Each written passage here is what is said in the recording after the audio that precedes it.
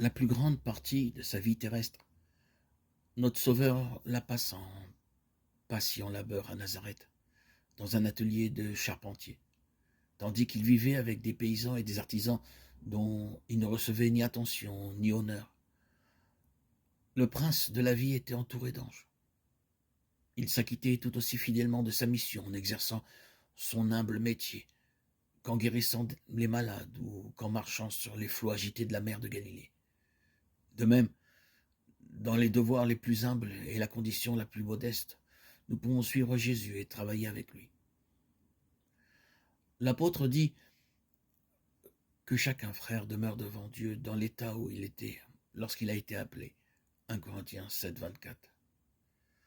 Le négociant dirigera ses affaires de manière à glorifier son maître par sa fidélité. S'il est véritablement chrétien, les hommes reconnaîtront que l'esprit de son maître inspire toutes ses transactions. L'artisan peut être intelligent et fidèle, représentant de celui qui s'acquitta des devoirs les plus humbles dans les montagnes de la Galilée. Chacun de ceux qui se réclament du nom de Jésus-Christ devrait agir de telle sorte que le monde, en le voyant, puisse être amené à glorifier son Créateur et Rédempteur. Plusieurs s'excusent de ne pas faire valoir leurs dons au service du Christ, en alléguant que d'autres possèdent des avantages supérieurs et des dons plus brillants.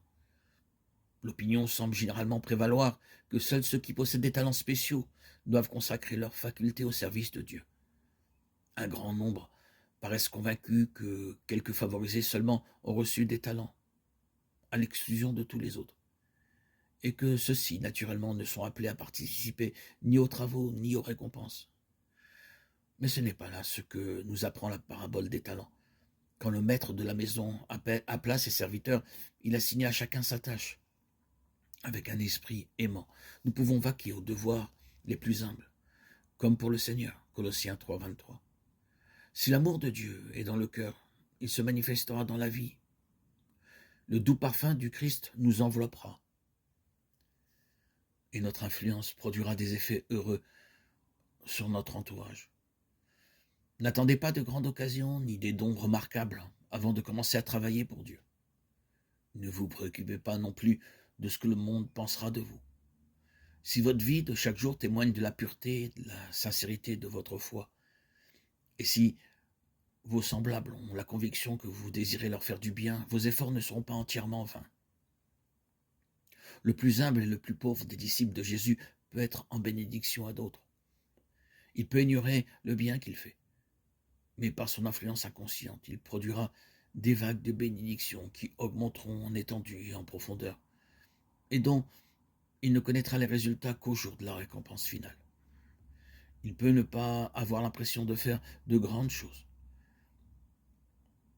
et il n'a pas à se préoccuper du succès, qu'il continue à s'acquitter fidèlement de la tâche que la providence de Dieu lui a assignée.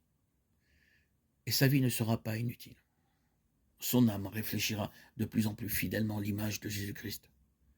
Il sera ouvrier avec Dieu dans cette vie et se préparera ainsi pour l'œuvre plus grande et la joie sans mélange de la vie à venir.